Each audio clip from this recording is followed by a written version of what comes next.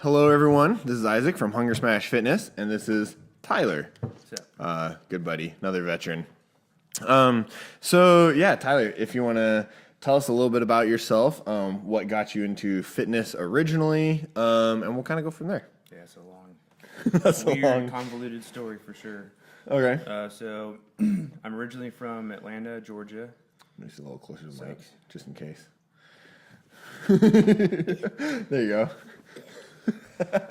I can edit it out, but I'm originally from Atlanta, Georgia, down south, and what originally got me into lifting was really, I think, not my personal family's like upbringing, but like my, I guess, like not distant, but my like adopted family. okay. Like the Vietnamese family I grew up with. I've probably talked to you about a couple of times. Yeah. So they were just really good, like role models with really like their philosophy on life and just how everything worked. But so like my brother Danny, he was always like one of those guys who was just like all-star, like football player, everything. Like he was just an amazing athlete, and I was nerdy kid. Never played sports. Didn't really. Well, you're still kind of nerdy. So. Well, I mean, yeah, totally but super nerdy, but like geeky's probably the better word. yeah, yeah, true. Okay. But I like always like kind of idolized that too, and his dad like would always just like say random things to him that I would like pick up on that I'd like never heard before, that I don't even like can't even think of any right now. But there's always just like very like anecdotal things that was. It reminded me of like something that like Jackie Chan would say, which sounds really really bad, but like at the same time like it was just so wise, and I mean that by like with the wisdom of like what he was saying. It was just super wise words. Oh, that's like, funny. Man, stuff smart, like, but it was always about like basically like discipline and just like persistence and consistency. Cool. Like persistency is like the way to win anything. Yeah. And consistency is like the measure of that. Awesome. Like, if you do anything consistent, even if it sucks, like you're still going to do it better than most people are going to do it 9 times out of 10. Yeah, that's true. Well, that's kind of I mean, honestly, that's kind of been what I've been trying to push with the channel and everything, is the whole improve 1%. Like you don't have to 100%. Yeah, you're not 100%. Yeah, well, 100% of 1% every day. But you don't have to make 100% changes every day. It's that consistency. You're always striving to do just a little bit better, you know. And it doesn't have to be an overnight, shift or whatever. It's just doing a little bit better every day, but sticking with it. But staying, always working at it. Which is like so where that's cool. I've like become successful with just fitness in general, because it's been almost going on 13 years now, and I've still consistently hit like workouts for 13 years. I haven't really missed a week maybe in that time, like, which is probably also shows some like clinical sports type issues like of dependency on exercise, but at the same time like I'm aware of that kind of stuff, so I control it and like I moderate for that. And but consistency, because there's always the fast track to something, and so you can always do steroids and blah blah blah. That's a whole other discussion. So there's always ways you can speed it up, but then there's always going to be some side effects to that, and there's you're gonna have to pay for doing the fast track one way or the other. I'm basically a product of the slow track. Of the slow track, yeah. 100%. So you're the turtle. Built like a turtle, and also built like I act like a turtle, but built like a tortoise. Oh, there you go. Yeah. Built like a tortoise. Yeah. Awesome. A nice so. Shell. Yeah, exactly. Your little shell. Well, cool. So maybe over those 13 years, just what are some so maybe if you can remember that far, maybe some of your photographic. Yeah, I know. Except it's out of film, but maybe some of your like early lifting goals and experiences, and then currently where you're at with stuff, and like just kind of like my lifting age. Yeah, and like what happened. Exactly, and just kind of like showing that the consistency has been paying off. I guess. Yeah, but 100%. 1%. I maybe should 1%. Yeah, change my saying to 1%. Oh, 1%. Like, I'm confused what you mean by that. So you're not sure about what you just said? Yeah, 1%. 1%. Got it all the time. There you go. Okay, maybe I need a different catchphrase for my channel. No, yours is good. I need a different phrase. Yeah. Improve 100% a day, though. That's just, I don't know. Like, this is a very tiring philosophy to follow. I don't think that's functionally. Just like walking around like, whoa, yeah, all the time. All right, so anyways, back on track. Yeah, exactly. I might leave that in the video, actually, but okay. So anyways, So I started off like originally doing bodybuilding stuff, which I always like. I hated like those days because it was like I also loved them, but it was just like that learning. Like stage, and learning any skill always takes like a lot of work, and it's really confusing, and that's where most people give up, is like starting off something, just because you don't have the habits for it yet, you don't have like acclimation to it, you don't have habituation to it, so it's weird, and you don't know who to believe, and probably don't know how to interpret research at that time, and or even like how to find research, or what actual research is. So that kind of stuff can be really, really like muddy and like weeding through. But I think I did a good job, just like by chance, really. Like I went to like a gym like in my hometown that was all about like bodybuilding and like no like functional fitness principles. But I kind of noticed that, and I came from like doing karate like as a kid.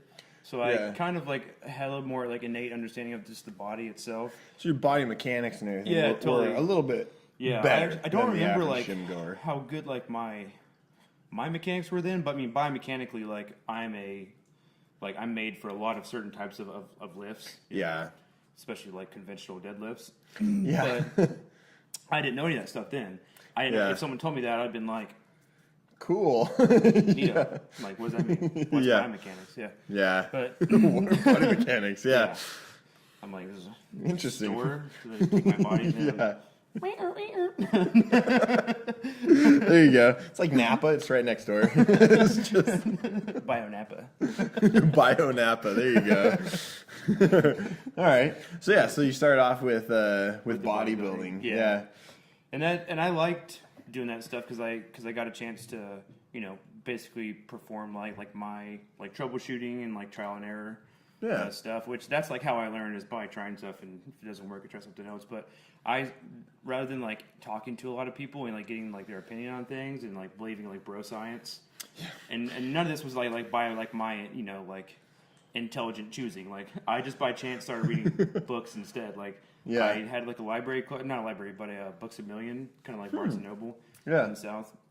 But we had a Books a Million close by, and I would just go there, probably 3-4 times a week, and just read the entire like whatever you one could little find 4-foot section of like fitness books they had, and which was cool because I didn't have a discipline at the time, other than like doing bodybuilding exercises. But I don't really consider that a discipline, just because I wasn't like competing with it. Like, I might have had some goals in that, but I was like choosing it by default, just because it was like what everybody else was doing. But I was like reading books on like, I think SEAL Nutrition was like one I had like read there. There's like yoga book. There's a bunch of just like really random things. But and then a lot of like anatomy books like I was reading too. But that's really what gave me a good basis to really like all the stuff I have now. Is I started off by reading like actual anatomy.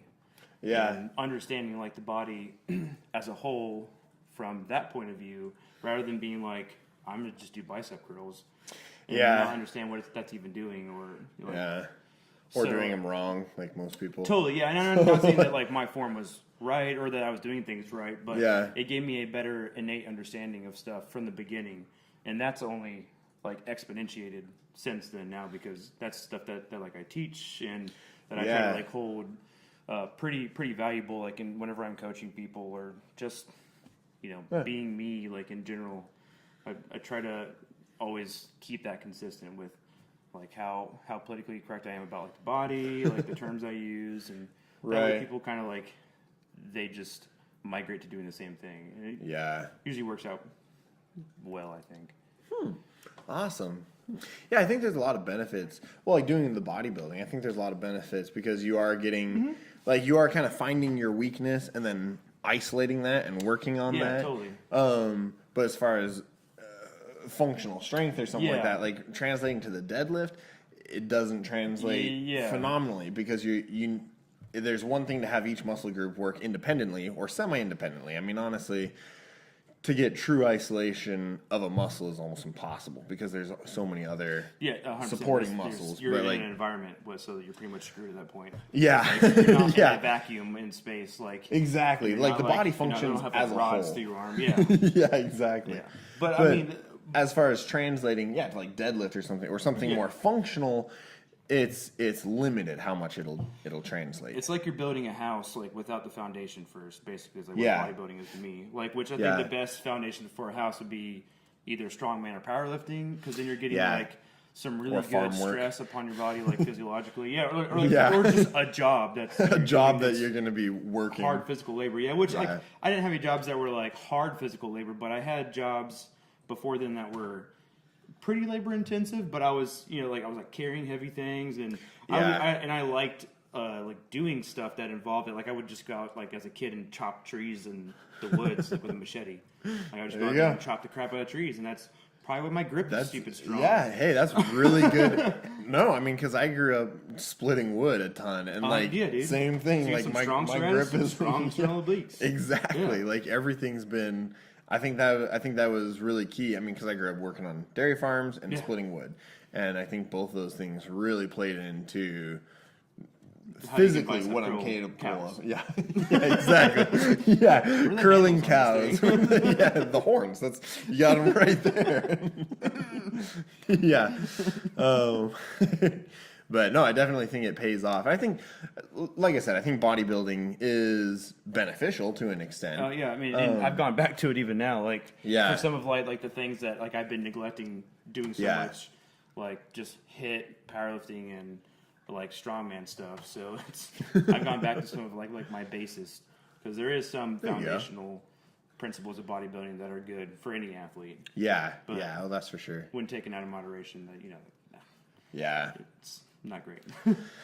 Yeah, but awesome. Okay, so how is that translating to what you're doing now? I guess it doesn't, because like after that, that's like when I was getting interested in spec ops in the Navy, and then I completely changed training styles, and I started doing like I just was getting more I guess well-rounded in my like ever growing like bank of knowledge like on the topic or topics like in the world of fitness. And I like found this doctor. Actually, I'm not even sure if he's a doctor. Charles Poliquin. Oh yeah. Okay. He passed away last year. Sad. In November. He was smart though. Anyways, but okay. Poliquin's was like one of my idols basically, and I liked him because he cited everything that he wrote. And he wouldn't just make blanket statements about stuff. Even like his like really quick, like 1-page articles would have at least one or two like citable sources that if you actually went and looked at, they were not garbage things. They were actual like interesting things you could just read on yourself if you didn't even like want to read his original like article that he put out. Yeah. So it's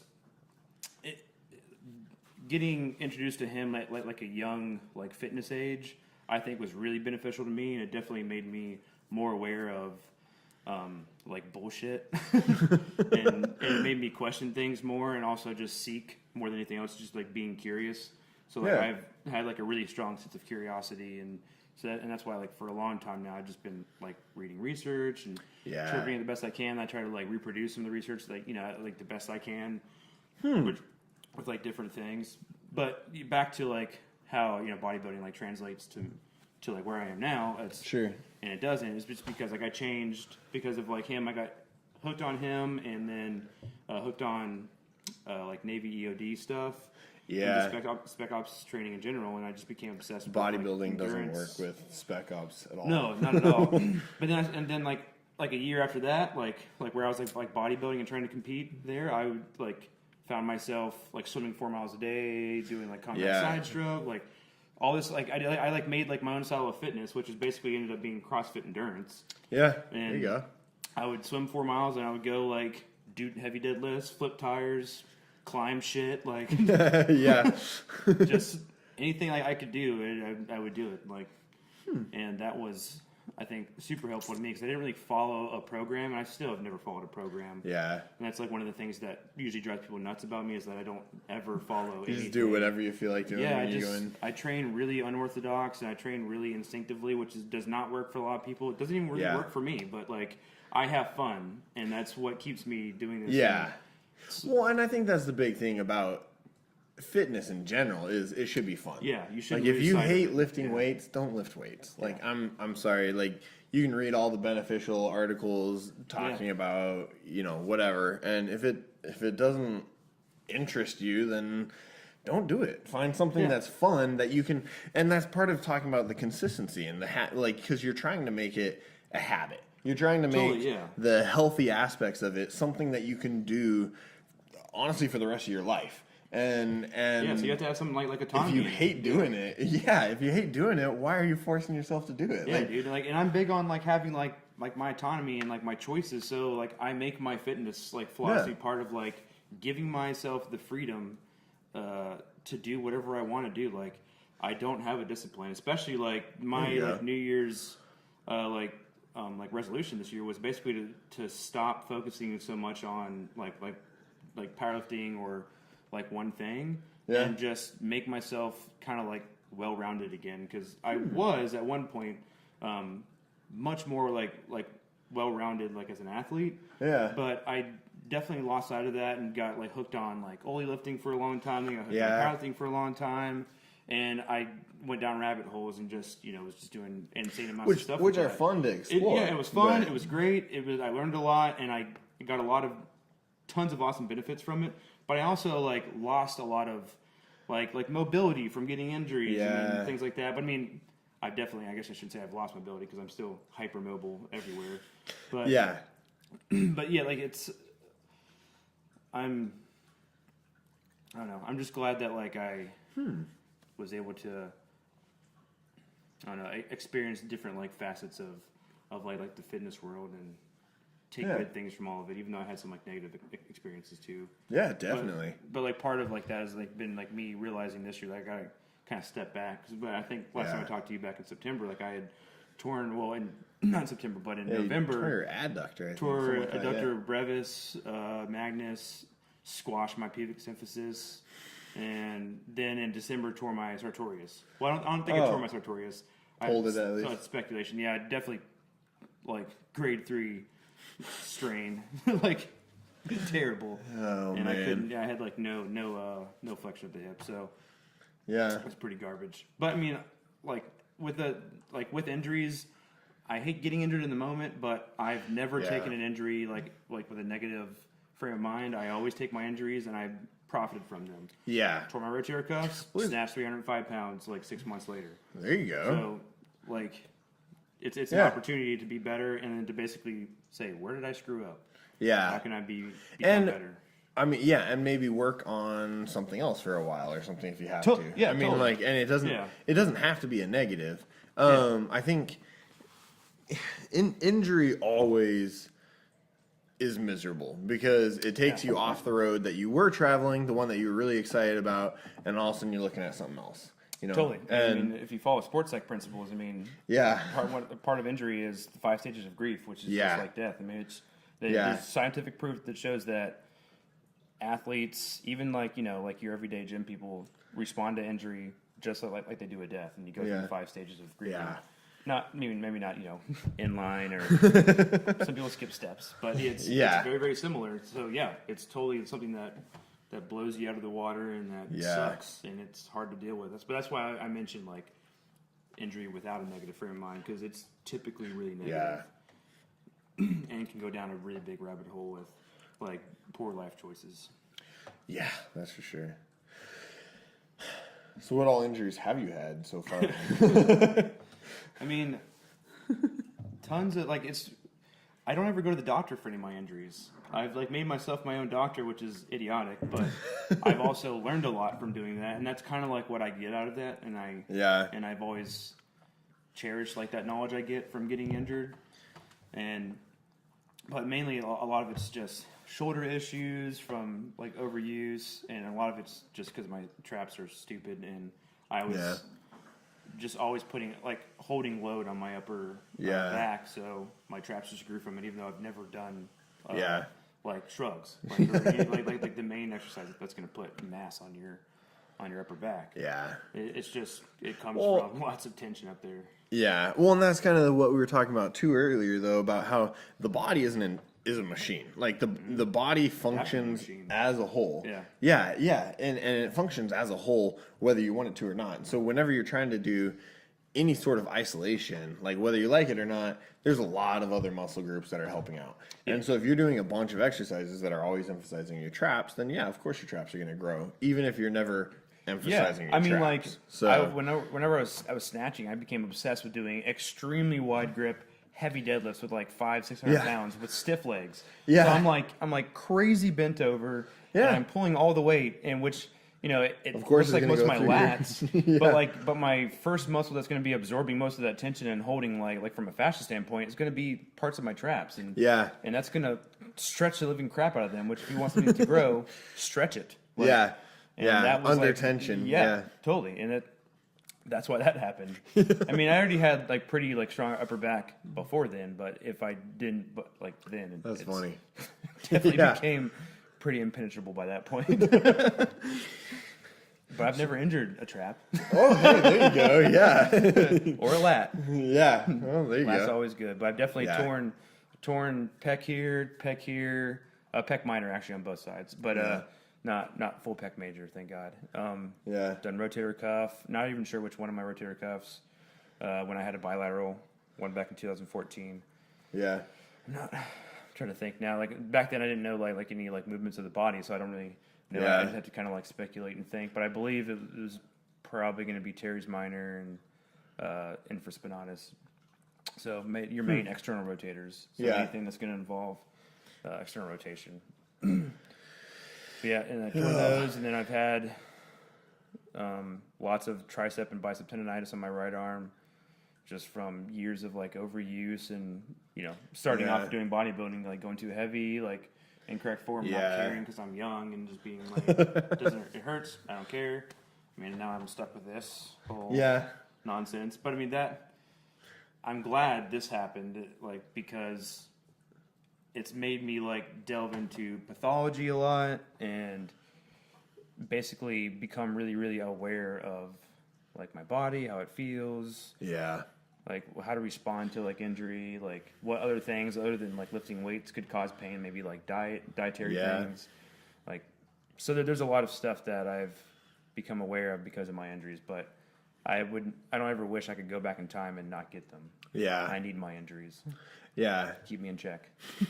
Keep me from being an idiot. Well, and they help you learn too. I mean, totally. And that's a big part of, and I think that's a big part of teaching others too, is just that,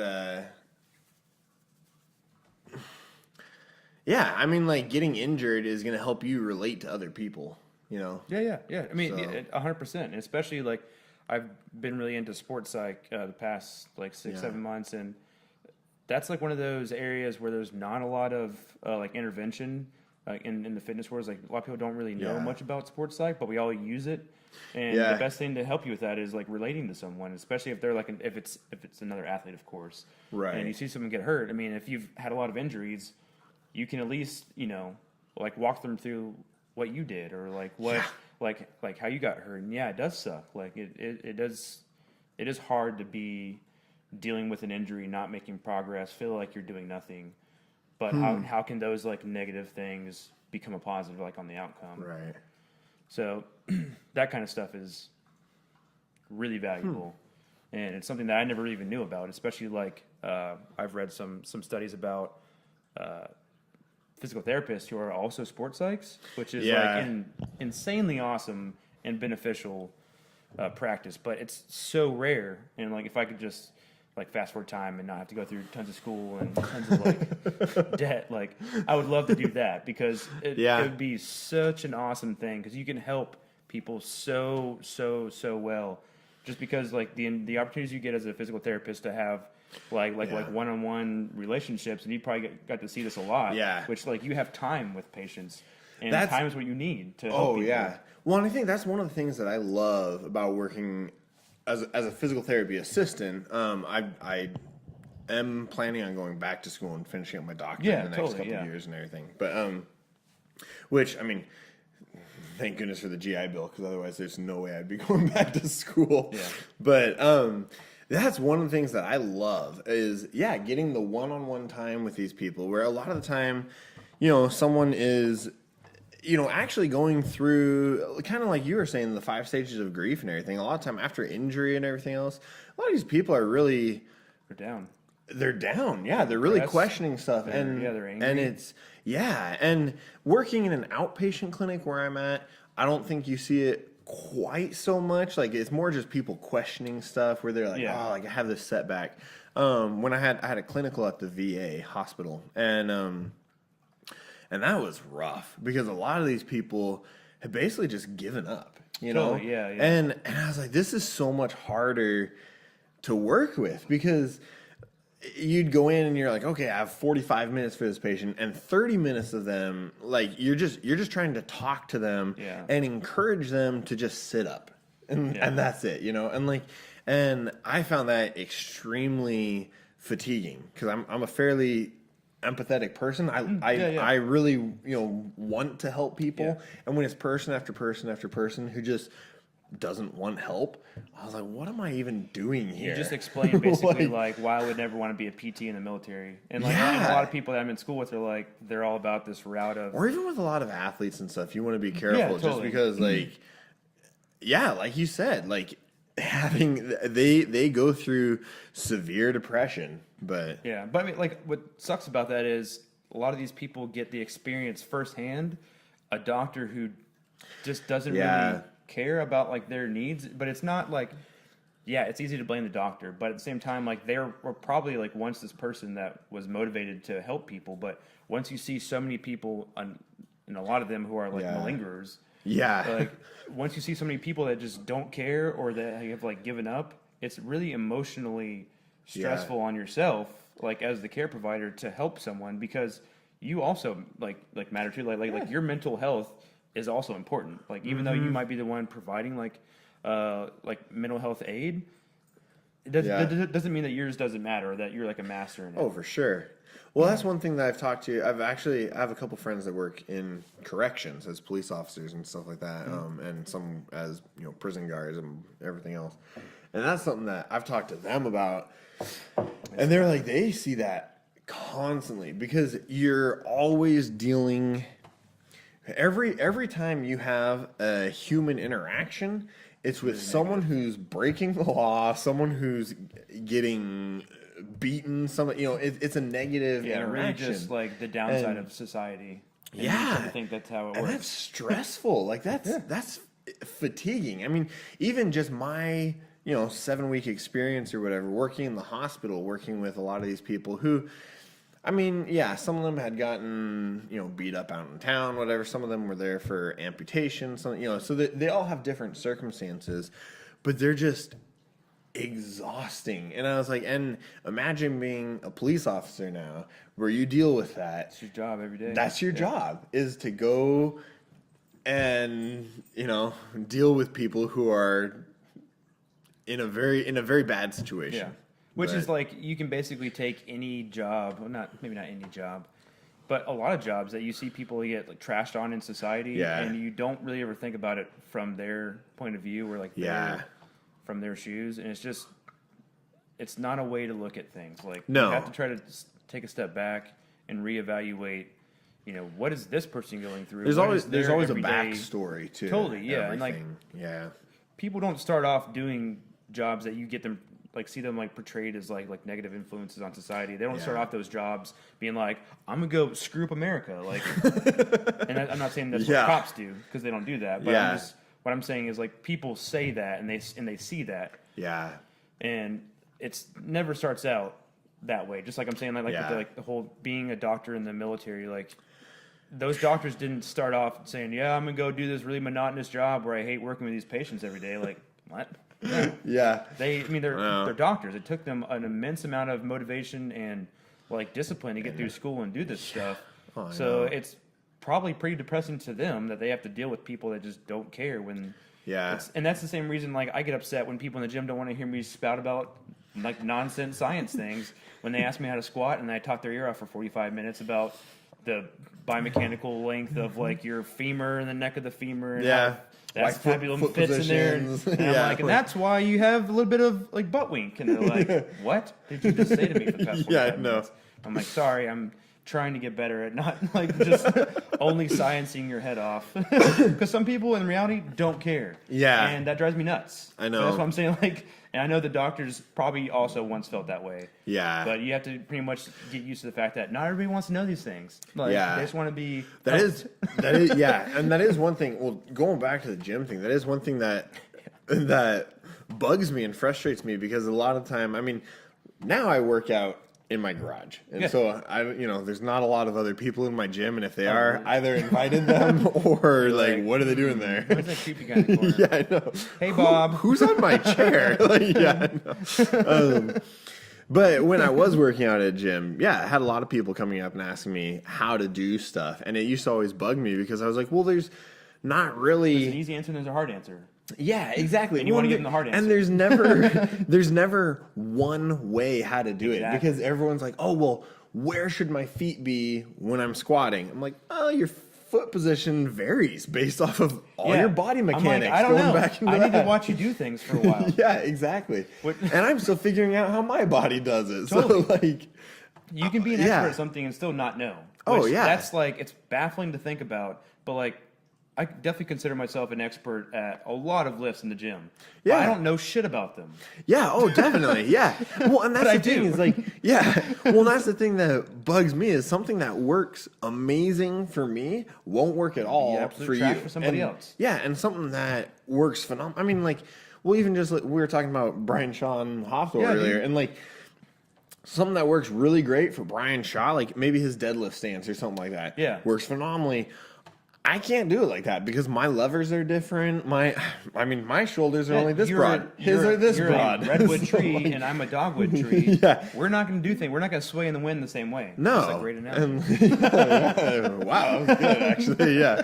And he's a 5,000-year-old sequoia or something. Yeah, he's General Sherman. Yeah, exactly. There you go. Nevadas. There you go. I mean, a great example of that is Dmitry Klokov. Like, Dmitry lifted most of his life, so his body basically grew into like the movements that he's doing. And you can see that his like all of his lower extremities are bowed very specific angles. So which is phenomenal for the lifts that he's doing. He is a physics machine for lifting. Like, he is made to do those moves. And then you see people like watch a video of him and get motivated. Exactly. And even though it's like you hear him say that, and you hear people like say that too, but they don't think about like the repercussions of life, like how long they've been doing that. That changes how you do things. So, like, if I was to watch a video of this guy never knowing anything about Olympic lifting, and I'm like, I want to be like him, I'm going to try to mimic his form. No. It's not going to work. But that's what 100% of people are going to do. It might work. Yeah. Maybe in that 1 in a million chance or something like that. But that's like for the general populace, that's not going to be the case. And that's where most of the issue is with it, like the general populace trying to just basically mimic something that someone on a YouTube video says is good. Which is... It's just trash information, but it's not trash information because it needs to get out there. It needs to be like the awareness has to be there at first. Yeah, and it's great that we have like the awareness like in the United States now rising, but now we have to get rid of like this whole like abolishing just the fact of online coaching and all this. Like, do it like this because this is like what some guy on the internet said because he looks great or because he's super strong. That's just not how it works. Yeah, and it's so frustrating to try to like help people that because I teach a class at the rec center that's about powerlifting. I don't even want to call it powerlifting. I've been like, I'm not about this because like I'm not powerlifting. Like I just want to teach people how to get strong and how to move for them and like how to ask increase me strength. They've asked me like what like. How many people I want in the class, and they're always like, put it on social media. I'm like, no, I want to coach one person at a time. Yeah. I don't want to, like, coach 10 people at a deadlift, because that's crap. Yeah, well, because they're all going to be different. Yeah, it's going to take you and I have an hour. Yeah. What do you want me to do, like, talk your ear off for 5 minutes for each person? And just put myself on, like, fast forward and just go, yeah, I know, right? Ramp, and then they're like, cool, I got nothing out of that, man, thanks. Yeah. Thanks, coffee. Yeah, there you go. Oh man, just like what's his face, Twitchy from Hoodwink, something like that. Anyways, Roar. yeah, man. Well, and I know that's one thing that like I like if someone stops me and asks for advice, I don't mind at all. Like, oh yeah, I can give you some pointers. I can watch you do it and kind of critique your form, help you out a little bit. But yeah, if someone is like, oh well, my buddy wants to do blah blah blah, I'm like, sorry, I got nothing for him. Yeah. Like, have him come find me and I'll take a look at what he's doing. But I'm not gonna just like tell you how to correct what he's doing. Like, Totally, what yeah. sense does that make? And like that goes the same way with like dieting, which that's still one of the most just convoluted messes that we have to deal with in society for everybody. Like, not people who are just into fitness, but people that just like want to be healthy. Yeah. It's just so difficult to find information that's reliable, that's consistent, and that's just going to work for most people. Because when it comes down to it, a lot of the information that you get out there is not going to work for most people. But it's because a lot of the information being put out is not like their goals aren't explained. Like, by like what it is. It might say like lose 100 pounds in 5 seconds. Like, go away, people. Like, right. But that's like the gist of it, basically. Like, on a dramatic proportion. Yeah. Oh, I know. And that's such like a bad thing to put out there in so many levels, just because it's all backed by just terrible sources of information. Oh, I know. Stan Efferding, he actually posted he posted a video a while back because well, you actually introduced me to the vertical diet, and I did a bunch of research on that, and and that's a really cool diet. Yeah, but so he posted a video a while back on diet, and there was a study that was done where they followed people for, I think it was for like a year. And they had people on like the Atkins diet, the low fat, blah, blah, blah, like all these, there were like 20 different diets. And so they had a pretty large case study, and they had all these people, and they followed them for a year, and they found that at 6 months, what's that? I said semi-longitudinal. Yeah. But like at 6 months, basically all of them had lost weight, and all of them had lost kind of about the same amount of weight. It varied a little bit. And then at 12 months, the order had changed, but all of them had continued to lose weight. So he was like, honestly, if you want to lose weight, just pick a diet and stick with it. If you want to be athletic, that's different. Like, if you want to be building muscle and everything, that's different. And that's where I say your goals behind the diet have to be like specific to what you're doing. Exactly.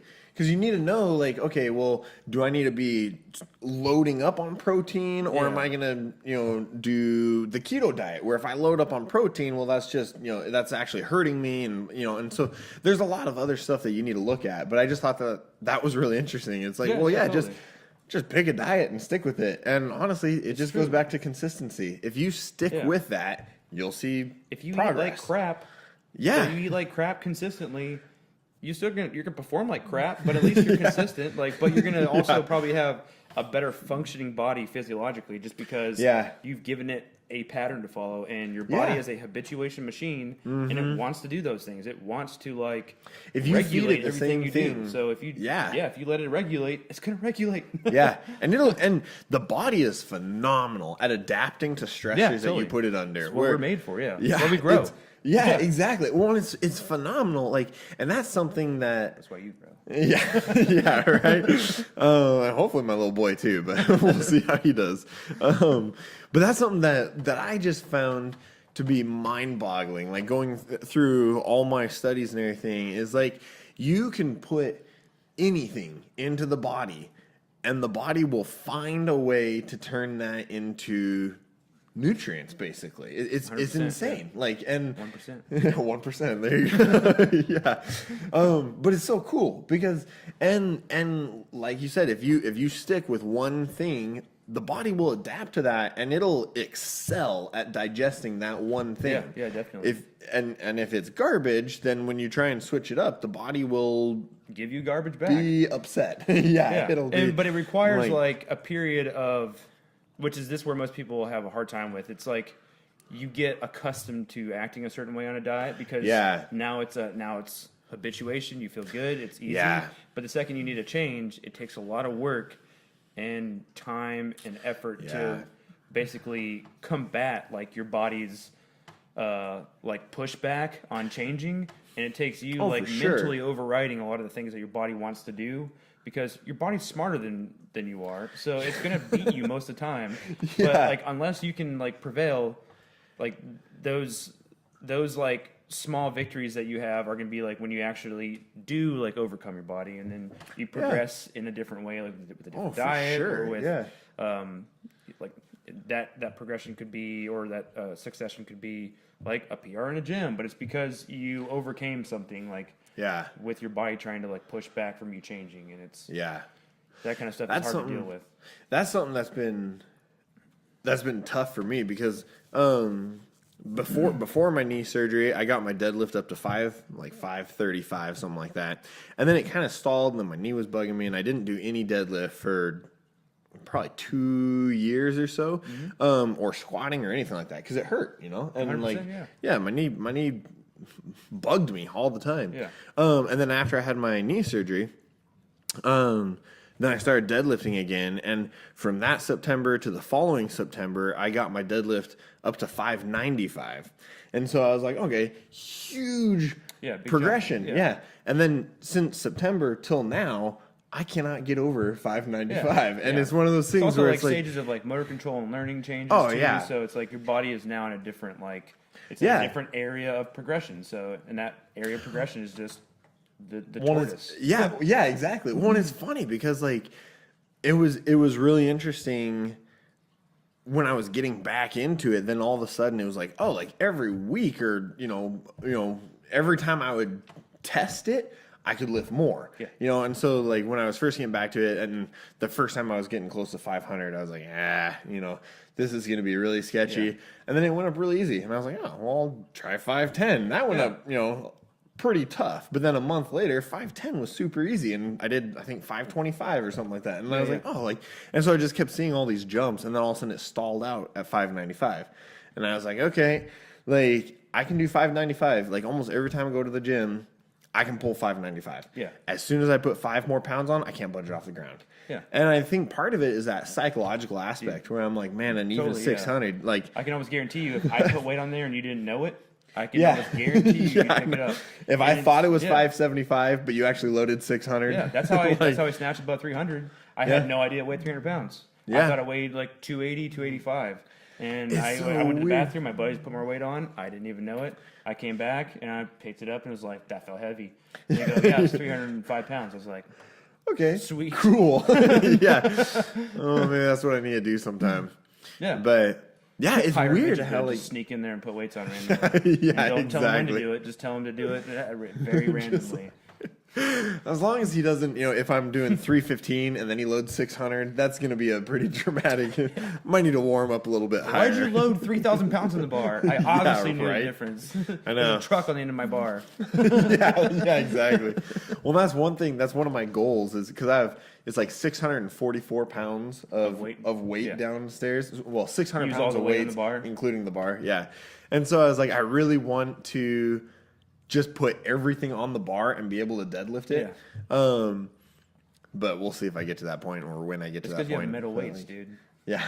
Like my mental block for the longest time was just metal weights. Like I hear that clanky sound, and I'm like, that sounds heavy.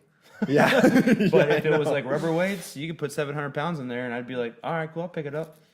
Weird. Just because I wouldn't hear it, but it's just like one of those dumb things. It's just like the human psychology is powerful though. Like where dude. Yeah. There's been tons of like botched like surgeries, all kinds of things. Like people having reconstructive knee surgery and receiving nothing. Like where people had torn ACL, like ACL is ripped in half. And then maybe not half proportionally. But a doctor goes in, cuts you, you see an incision, you believe you had the treatment, which is going to be an autograft. Right. Them fixing your ACL. Usually an autograft, typically. But the doctor did nothing. All he did was just give you a cut. But you see the cut. And these people they progress. Well, I guess ethically, whenever it was allowed, it was never really allowed. But when it was done, the people that had the not surgery, the placebo, progressed better than the people who actually did have the surgery, which is absolutely ridiculous. Yeah. What? It's like human psychology is extremely powerful. Yeah, and that psychology drove like physiological like adaptation to your You think knee it's getting better to heal your and it probably actually did heal part of your knee. Like I really be curious to see like I'd like to up see on these people to see like what kind of like healing properties some they have MRIs going and stuff afterwards. Yeah, and it's probably still torn, or it might have something, or maybe supporting structures surrounding it are stronger. But or it's something. still nuts because like a lot of them like reported that they felt better, they had better strength, and they showed better strength, and that makes zero sense. Yeah, but it also I know 100% sense. I've even noticed that too, though, where like a lot of patients who, like a lot of the ones who are active and want like have a goal post surgery and everything, recover so much faster because they're like, oh, well, I really want to get back to doing short-term this. goals, baby. Yeah, and like and they're really working for it, and they show tremendous improvement. Yeah. Whereas the ones who like aren't really that motivated, like, I want to get better, like. Yeah, it's a subjective and goal. and aren't really that motivated. Like, oftentimes, and not across the board. Like, there's always the outliers on either side. But like, it seems like a lot of the ones who just don't really have very many goals, don't really seem that motivated and everything. Like, it seems like they just take forever to get better. Yeah. And like, I mean, you have to set like more specific, objective style goals, and ones that involve. Like you measuring an actual change, like say I want to add 5 pounds to my deadlift on a month. That's very realistic. Yeah. It's very specific, and like I know you can do that. Yeah. But if you say I want to deadlift 1,000 pounds by in next February, or like the month, or like the most classic one, I want a 6-pack by June, and it's like May.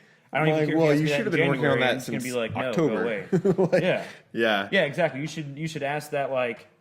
The June before the next June and do it in a healthy way and then achieve what you want by actually setting a goal that's realistic and not one that's set off of like societal demands. Yeah. Oh, I know.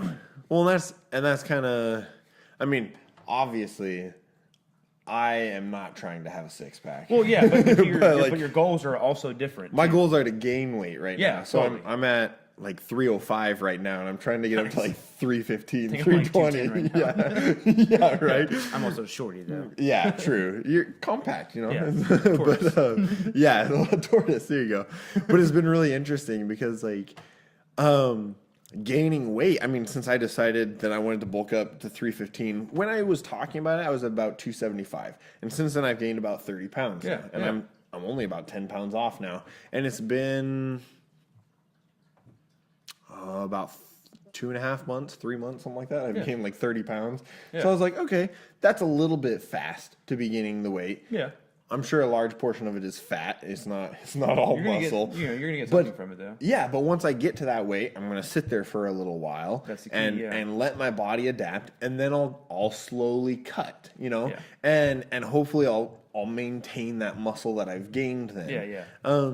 But it's been so funny talking to people because so many people are like, well, why don't you just gain muscle? Why do you have to gain weight?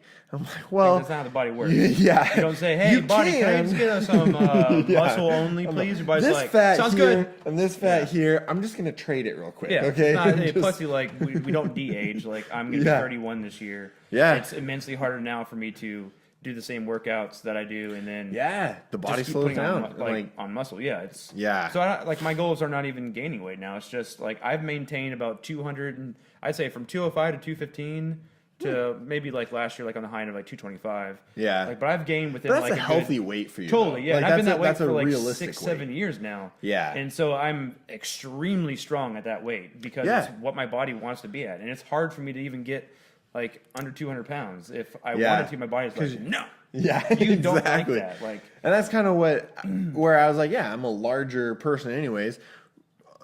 I mean, 300 is probably a little bit heavy for me, but you're also tall, so it's not gonna. And it's not. And I mean, if I want to be 300 pounds, that'd be a big issue. I'm 5'8". It's a little bit tougher, but anyways, I forget where I was going with that, but interesting. Yeah, so I mean, weight is like just another one of those like crazy topics too. That I think it's really irrelevant for people to like just to like weigh themselves all the time. Like I wish we could just take scales like out of gyms. Yeah. And one thing I see at least 10, 15 times a day while I'm at the rec, and I'm not even like at the gym like on campus a lot. Yeah. I'm there maybe an hour, some days, maybe 2 hours. There you go. And I see at least 10 people come in and like weigh themselves before their workout, after their workout, and it's just why? Like I just don't. I know they're doing it for a specific reason, but they don't really know. Yeah, they don't understand that reason. Yeah, yeah, and a lot of them are also like younger too, and I understand like what they're doing, and it's no fault on their own. It's just they've been failed by like. Well, and it's just what society pushes, where society doesn't care how healthy you are, how strong you are, or how strong you are, or anything like that. All they care is like, oh well, like how much do you weigh? Do you have a six pack? Yeah. Well. Both of those are so arbitrary. Like, so what does what's that mean? The point? Yeah, what does it mean? So you're 140 pounds and I can see your abs? Sweet. Cool. Like, so you're what starving, does that do for basically. You? Can you deadlift 800 pounds? Oh, no, you can't. Okay, cool. Yeah, so yeah, exactly. Whereas if you've got a six pack, but you're healthy, you're eating well, and you're cool. Active and you're strong and everything, that's different, you know? Like, because a lot of, not a lot, some of the football players, you know, like NFL and everything, some of the, NBA and stuff, they've got a six pack. Yeah, but look at their sport. A lot of them don't. So, totally, look at their positions. Like, exactly. Each position is going to have a different demand on multitudes of things with your body. Yeah. So, like it's really hard to, like, not watch a sport and be like, oh, well, this guy did this, so I can do this, or blah, blah, blah. Yeah. Like, or I should look like this if I play this sport too. But there's just so much going on. Oh, that's hard to say, no. It doesn't matter. Yeah. Exactly. That's how that works. Like, a lot of these like athletes, especially pro-level athletes, they have... Well, they have dietitians and everything they've got everything else, they need to do these things. So if you want to do them, sure, you can, the activity is the easiest part. Like, the workout is the easiest part. Oh, yeah. Even though, like, it might be, like, a minimum tough workout. Sleep it's is the a diet, huge part, sleep, too. biggest one. And then it's the consistency. That's where most people, like, fail. And they're like, but I'm doing this, spinning a basketball in my hand for 95 hours in a row and taking a tire and bouncing it on my head. And I'm doing the same thing that this athlete's doing. Why am I not that person? Like, it's because you're a different person. Yeah. And you also don't know what else you're doing behind the screen. Like, oh, I know. Behind the scenes. Yeah. Yeah. Oh, man. But I mean, like, back to like the original question of like if I had like an actual like timeline, it goes bodybuilding, like endurance / like CrossFit stuff with Navy Spec Ops training, and then kind of back into like bodybuilding for a little while, but a little more emphasis on like some heavier lifting, like some powerlifting, definitely some like heavy strength for a while, and that was for like a good like 4 years. And then I got hooked on like ollie lifting back in like 2013-ish, and I really liked that for a good almost 3 years, because I was on deployment for like pretty much all of 2015, and I bought like my bar you got downstairs, and that's a nice those bar. weights to take out on the boat, and continue snatching. But I got injured like right as I was there, and then that's like what got me like on powerlifting, and I've been. Not like doing powerlifting in the original sense of the word powerlifting, but just I say powerlifting because I'm focusing on like most of my training is similar to what you're doing. Yeah, it's just the focus on like the 3 main lifts, and I've hit maxes on all those things, and like I have no competitive bones in my body, so I'm not like don't give a shit about competing. Don't need to go to a show. Or I'm competing with myself. That's all it is. Yeah. But like. And that stuff's fared me well, and I've got almost an 800-pound deadlift. I've got 400-plus pound bench and squat, well over 600 pounds. But I mean, I don't care if I can't. Yeah. I mean, it's not bad. And I don't care if I can't do that every day. I just know I've done it. I can achieve it again. But I did those things because they were like goals that I set myself that were long-term goals that I worked towards for a really long time, and it's been like those like numbers were like an accumulation of like my entire like years of training. Like, and I don't mean that by like I trained for a while and I got here. Like, it took all of like the nonsense that I did and all like the injuries and like the rework and like all the progression I had, and and everything, like all the learning. It took all that stuff to get to that spot. And now I've like kind of changed my focus from so much of like heavy lifting. Like after I got injured back in November and December, I haven't done like heavy deadlifts or squats since then, because like last week was the first time I squatted to depth, because of like fear of re-injury. Yeah. But I ended up like adductors are not a lot of fun to injure. No, not at all. And it was like with the whole like pubic symphysis injury too. Like it was popping, just feeling like I was getting hit like right in the middle of the pelvis, which is never great. Yeah, I Also don't know known as anybody the who nuts. enjoys Yeah. that. Yeah. So like that took a while to get over, but and then like I was super happy because I used a safety bar and like a normal bar, Nice. and I hit like a 325 with my feet touching together. Like Nice. full depth squat, almost put my butt on the ground. Yeah, you have Like- phenomenal ankle mobility though too. Ankle that's and like something that, my femur, like the proximal of my femur, so the head of it is like designed for Yeah. squatting really, really low, and for giving Yeah. me like phenomenal flexion at the spine too. So I can like bend, Yeah. I can almost just fold like a freaking like just like you make a paper airplane. Yeah. See, and that's something that like with me, I have horrible yeah. ankle mobility. Yeah. Everything else on me is fairly mobile to hypermobile. Pretty average like mobility, yeah. Yeah, exactly. But my ankles, and so like if I Ankles try and is like that's limiting factor. if I try and bring my feet together when I squat, like Yeah. even hip width apart, I cannot squat to depth. Yeah, totally. It hurts my knees, it hurts my hips, like because my ankles are not moving. Yeah, and so totally. I have to go wider than hip width to squat, and that's just one of those things where like I know after doing it for a while, I know exactly where I can put my feet to break 90 to squat to depth. Yeah. Where I'm actually like, okay, I can actually hold a load here. I can actually do this. Yeah.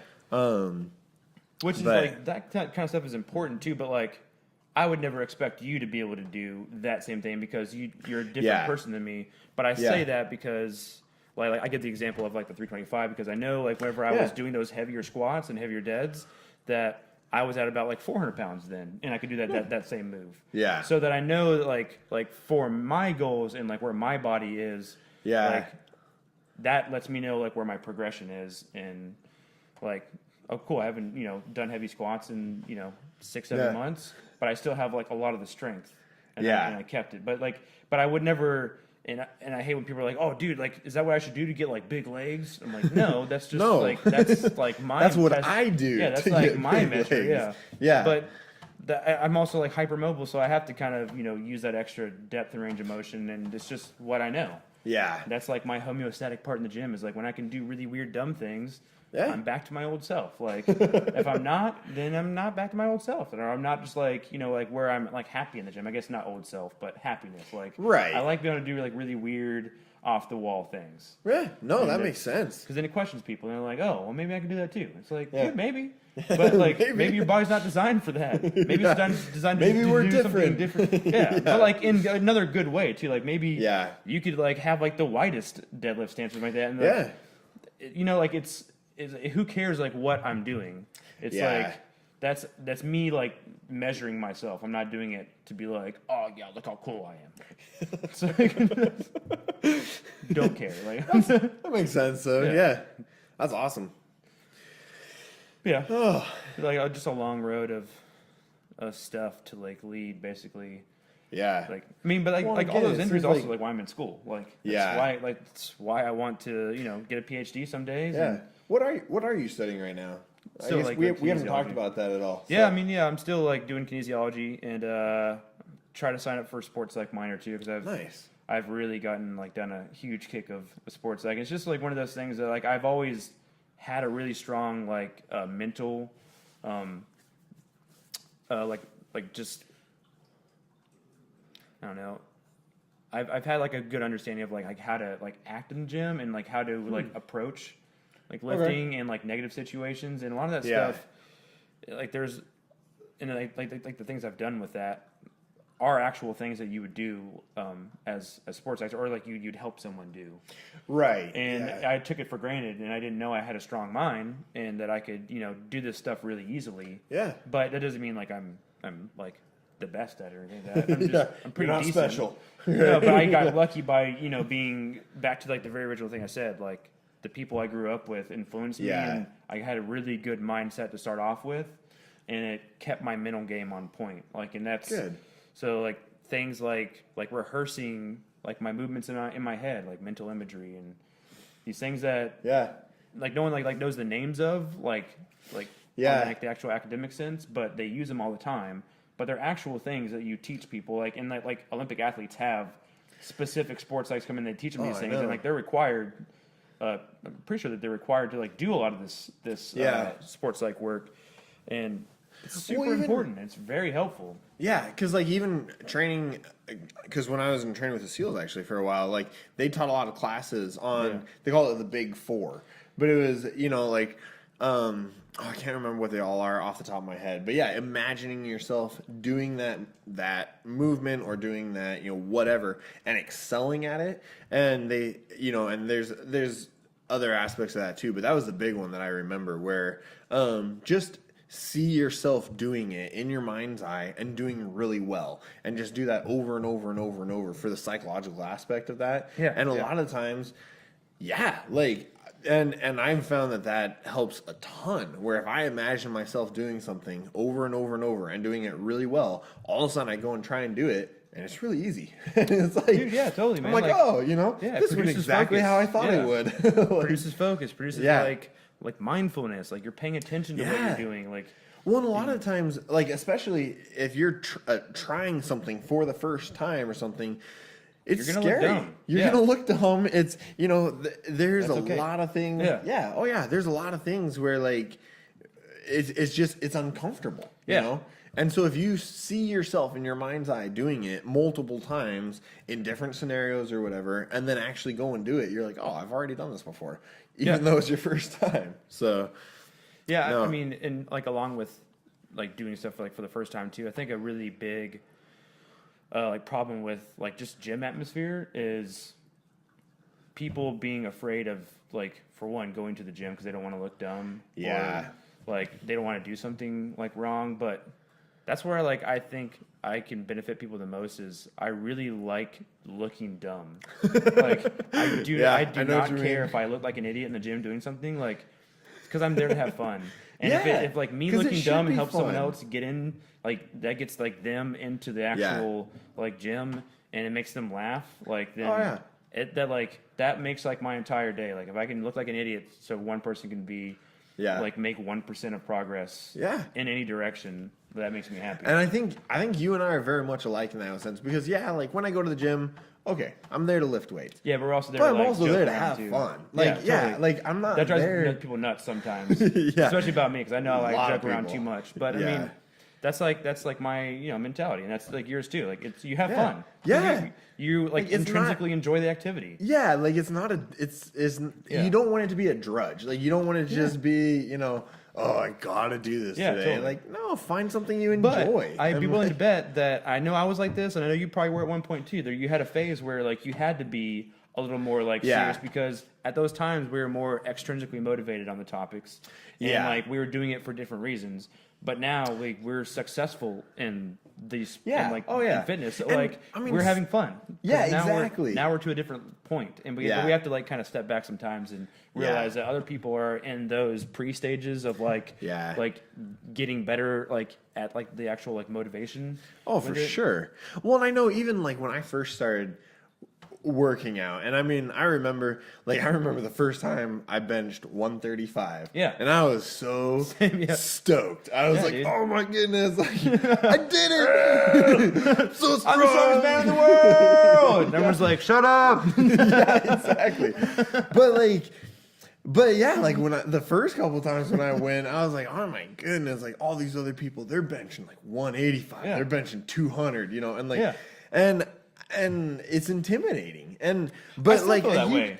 And like because I don't really like bench heavy anymore just because my elbows suck. But I have fun doing. And honestly, like, I hate other things. I hate bench. Like honestly, I feel like it's one of the most. I don't hate it.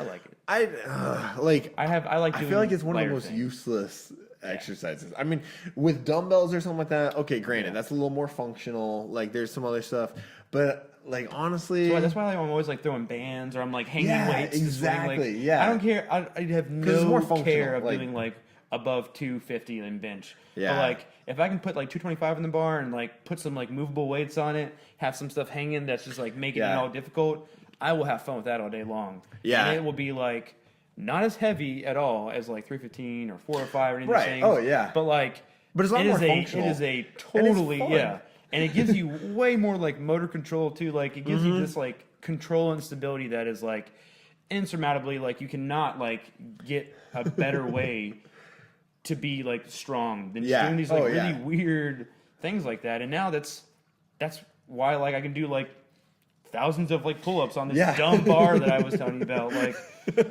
it's because I've developed this motor control. Yeah. And when I do it, I'll sit there and I'll go like micro movements. Yeah. But it's because I've done like all these like really weird things that give me the motor control to do it. Yeah. And I love motor control, so that's like it's pretty important. Yeah. Well, I mean, definitely. But like having control of like the weight that you pick up, like any weight I've deadlifted or anything with, specifically like deadlifts, because that's like one of my expertises with the move. Yeah. It's like I'll take any of those weights. It's also one of the most fun. It is, honestly. Especially when you're taking like above 600 pounds and you're moving like an inch every like few seconds, and people are like, "What?" Because it's not. You didn't just like do the deadlift. You're just struggling through. You're driving through that. You're like moving super slow. Your body's like crazy strained, or just like the weird like box squat sits I do, where I'll sit there for like 2 minutes with like 600 pounds on my back, and I just basically deal with this heavy thing on my back. And it sucks, like, and that's like why I haven't worked abs in like 8 years. I just sit there with like 600 pounds on my back, and I'm like, this is terrible. But I become okay with it, and I become okay with like the weight on me, and that's actually probably what made my traps grow. Is just having weight sit there. Having weight my body's like, I don't like that. Let's put some meat there. With a safety squat bar or with a regular bar? With a regular bar. Yeah. Okay. I just like low bar it on my back or high bar it. And then just, I don't like high bar. It hits my chromium too much. Yeah, exactly. I always like my chromium. Like I'll get bruises on them afterward. Yeah, I might need just bigger traps to soften it. No one wants that. Yeah, no, right? Yeah. Oh man, yeah, no, but I think that's awesome. Just like grinding through the moves, like it makes you a different kind of resilient. Yeah. Oh, yeah. Well, and even the other day, I did a ton of front squat and then a ton of good morning and then finished off with something else. And at the end of the day, I was like, man, like my core is just as sore as my quads. I was like, if you're doing it properly, you're going to get a killer ab workout, even if you can't see my abs. Yeah, but they're rock hard, okay? Not your goal, so who cares? Yeah. They're just well padded, so. Yeah. Just because you can't see your abs doesn't mean you don't have them. Like, yeah, exactly. Well, and honestly, like, that's the other thing is where I see a lot of these other guys with a killer six-pack or whatever, and I'm like, my abs are way stronger than like yours. 3 times the size of yours. Yeah. Like, I don't need a six-pack. I can sit there and I can bend over with like 600 pounds on my back and stay like this. Yeah, exactly. And it's like okay, why do I need a six-pack? Yeah. And then when it comes down to it, who cares whose abs are stronger? Yeah. Are we like at war? Are we in battle with each other? Like strongest abs win. Yeah, like it just sucks that we always are comparing ourselves to other people, and like it's impossible to not do. Most of this conversation has been about like us comparing ourselves to other people. Yeah, I know. Like the big picture, but like it's who cares? Well, that's one of the things that it kind of bugs me is I'm like everyone cares about like, well, do you have a six pack and how much can you bench? I'm like, well, honestly, like how much you bench.net? Yeah, exactly. Mark Bell. Yeah, Mark Bell. I'm like, honestly, it doesn't really matter. Like. How are you doing? Like, what, are you improving? Yeah. Are you healthy? If so, are you happy? Healthy? And do you feel good? Then awesome. Like, that's all that I care about. Like, don't, like, and I know a lot of them are very innocent when they ask and everything, but I'm like, honestly, like, what does it matter how much I bench? Like, It's also, it's like what are a fascination thing, like, because, like, heavy lifting, I think, I've definitely had to like come to like terms or like realizing it too, because especially like working like at a university gym, I'm 30 years old. People are like 18 to 21 years old. I know. So I'm like in like an absolute anomaly to them. But in a normal gym, they're like, "Are you a professor?" No. Most of them think I'm a grad student or something else, because like I have all this like experience like in the world. I'm like I've done this for almost 13 years. That's a very large chunk of your life. Oh yeah. Like, but not so much of mine. So so for them, it is like they're like, oh wow, like that's crazy you can bench that much. So much because a lot of those people aren't even like kinesiology majors or like they're people who they're just starting. Yeah, and they're also just maybe like they're not obsessed and like their passion is not obsessed weightlifting. is a good word. Yeah, totally. But like a lot of them, it's just like if I went into like a video game like thing with like professional video gamers and I watched it, I'd be like, how many whatever thing you're doing like did you do? Yeah, like that's so cool, that's so crazy, or like whatever. But it's the same exact thing, different profession, different different discipline. So like that's why people ask. I mean, that's a good analogy. Yeah, they just ask because it's different and they've never like they haven't done it themselves. So like they're just like, wow, that's cool, which. I think, but like that, what they think is cool to us, we're like, stop. Like, it's aggravating and annoying. But I've tried to like take a step back and like not be so annoyed by some of that stuff. And well, exactly. And I try. I mean, and like I said, like most people ask in innocence, like they don't just because they have no experience or anything. Yeah. And like, and so that's why, like, I don't get annoyed or anything by it. I definitely used to. But well, there's been times like there's definitely certain people where I'm like, why are you like you're just asking because you want to try and compare standing in the mirror for 3 hours doing exactly. It's like, sweet, my cephalic vein looks awesome. Yeah. Oh, I know. Well, I used to get at when I was lifting at a KO, there was this guy who would go in and he would do curls in front of the mirror and he'd scream every rep. I'm like, dude, you're doing 20 pounds, okay? Yeah. Like I'll grab the 80s and do them next to you. And I don't even do curls. I would have been like, go as far away as possible from me, like at least 3 light years away from me. At least 3 light minimum years. distance, please. Yeah, Mars is too close. Yeah, I will throw 45 pound at your head. I will frisbee a plate at your face. I know, just like who was that? Curls will not save you now. Kowalski or whatever.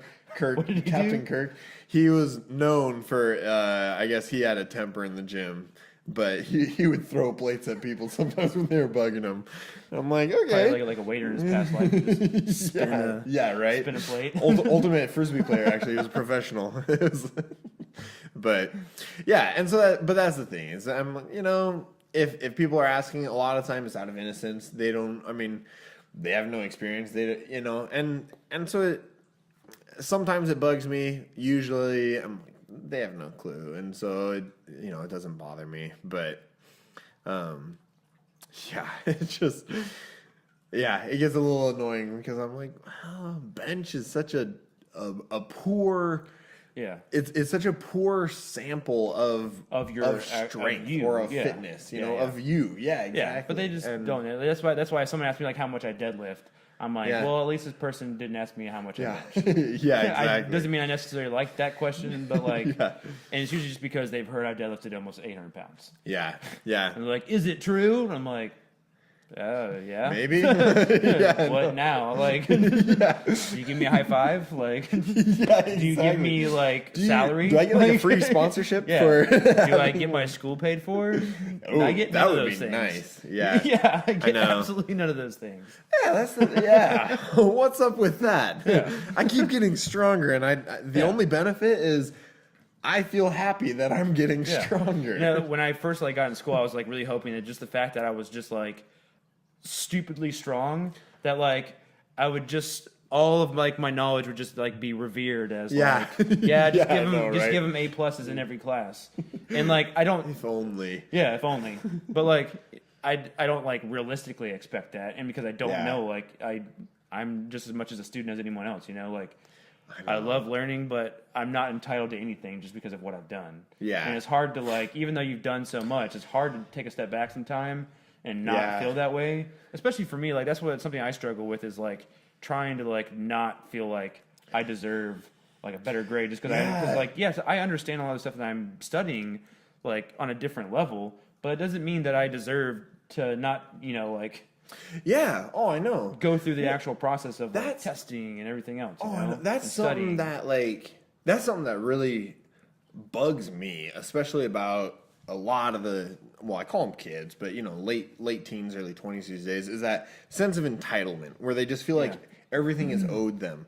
And I'm like, well, because you see people, veterans and everything else, and then you see a lot of like Crispy Vila. No idea what He's that means. okay. He's a person.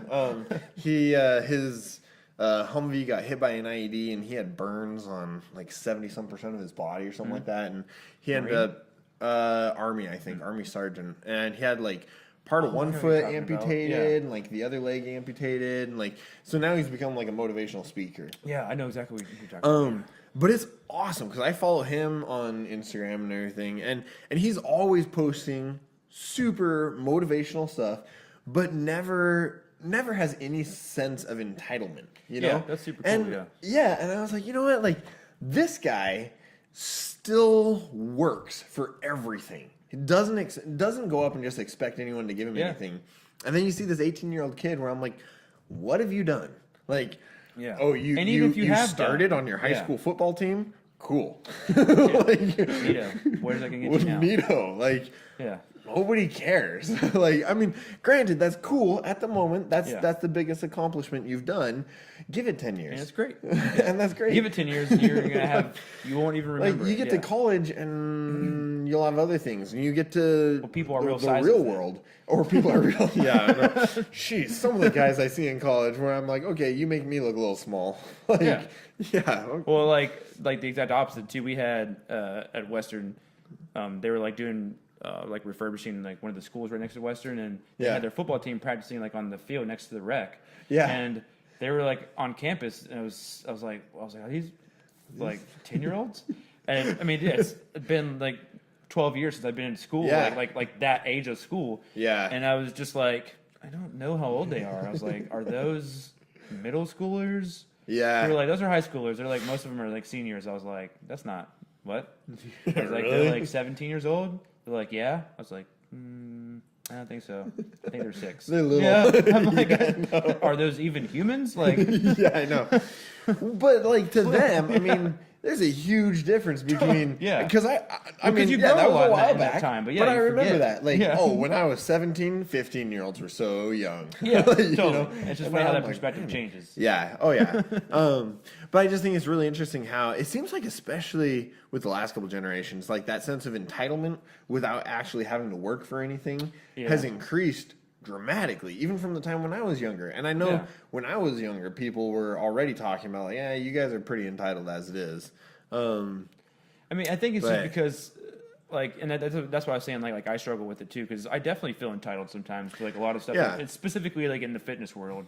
Yeah. But it's just because of like the experiences you go through shape like how you see it. I've been on deployment. I've been on done all this other stuff. Like why? Most of us did it by ourselves. Like I did all of like my fitness stuff was by myself. Like I didn't have partners. I didn't have plans. I didn't like do the stuff to like make it easier. I didn't do fucking steroids. Like I didn't do any of those things that like make it easier. Like so it's.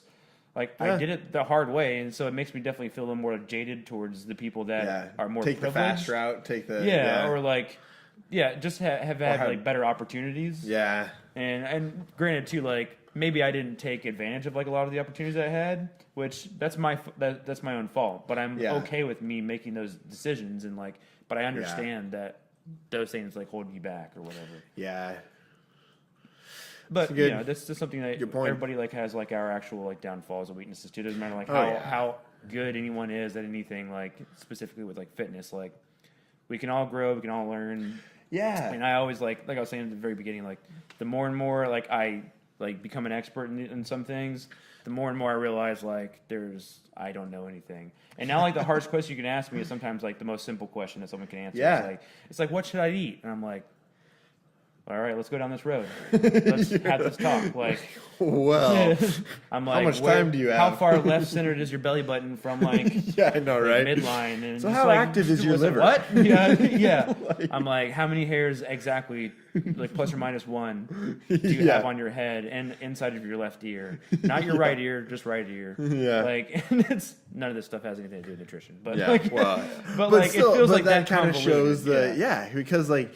Yeah, but that's true. Like, because it seems like the older I get, the more I love just looking up all sorts of stuff. All right, Wooster. He doesn't care. No, he doesn't care. I think it was off camera. But yeah, the older I get, the more I love researching stuff and just learning about stuff. Yeah. But yeah, exactly. Like the more I realize there's not one answer to all this stuff. Like there's well, I mean, we talked about Iron Radio a little bit, and like Dr. Mike T. Nelson, he talks about that sometimes, where a lot of it is like people will email him and be like, hey, what should I do about this? And he's like, well, if he gives you an answer, then he's not the person to answer your problem. Yeah, and he's like, honestly, like we need to do about 3 days of tests of all this, like you know everything else. We need to know your O2 max. We need to know blah, and like, blah, and like to contrast that, someone who's not even a doctor, like Stan Efferding, like when people say, what should I do, like He's like, well, you can go get a $500 blood test, like, So it's nice to see someone who isn't like a credentialed doctor, even say, hey, look, it's not you need this stuff, it's even not though it's most times like it's validated like knowledge by having someone that's a doctor like hear them say it, but hearing someone say that that's not a doctor, like it just reinforces the fact that it's actually important. Like it's actually, and there's not an easy answer to any of it. Yeah, so. and it's not going to be one. And if it is one, then that's not the person you should be listening to. That's it. And it should be like a very general answer if you get something back from it. If it's one answer, it should be like very, very general, very broad.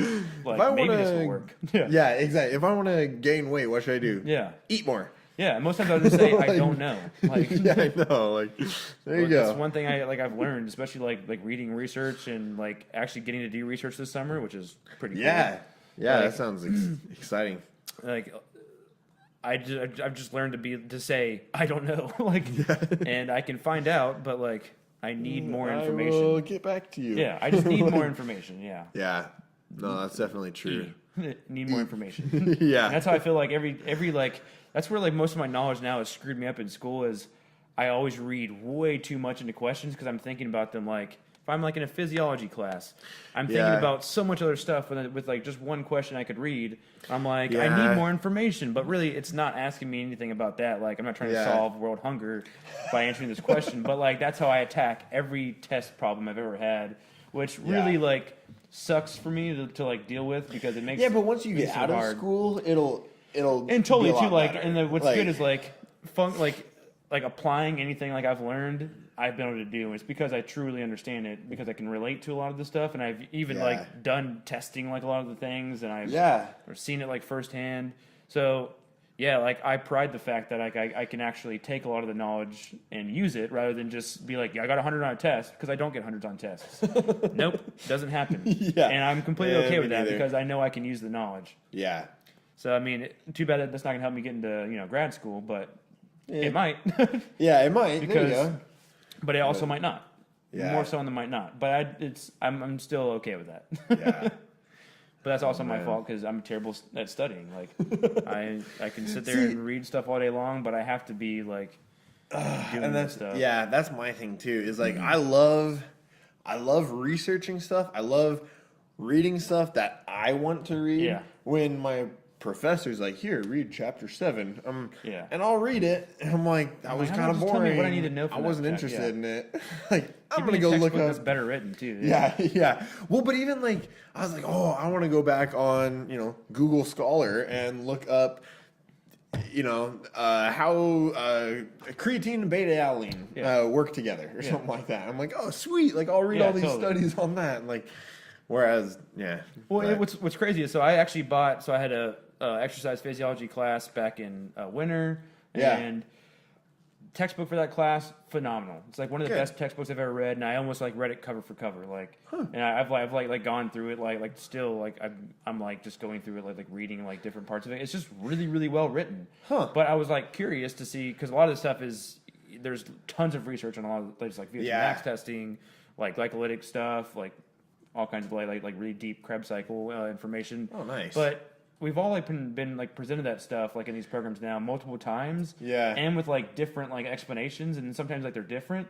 So like reading some of this stuff like on like a deeper level, I was like, and I know that like they're from certain doctors that like they're writing from their point of view and their research. So I was like, I wonder what it's like with different textbooks. So I actually bought 2 other physio textbooks. Oh, really? And yeah, so now I have 3 exercise physiology I textbooks. might have to borrow 1 or 2 from you. And Totally, just browse through it. But it's kind of cool to actually like go through and read like some of like the same like ideas and concepts and compare like what different doctors have to say about the same things, because a lot of times their answers are different, or like their explanations are a little bit different, and that's really Based really on life experience hard to, and everything else too. Well, but like definitely, but it's hard to understand as a student, because most students think if they read it in a textbook that 100% of the time that is like what it is. And that's not how usually it works.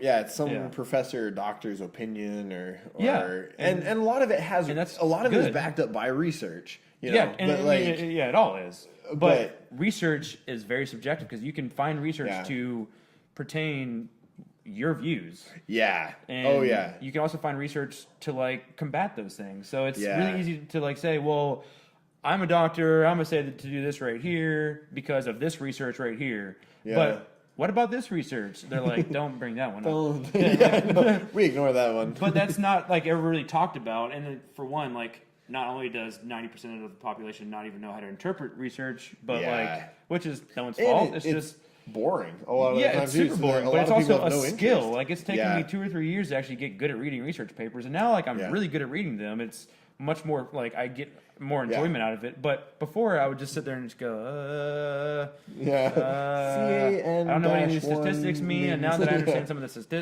the stats, like I can kind of like get into it a little bit more. Yeah. The terminology before I didn't understand. So that kind of stuff definitely helps.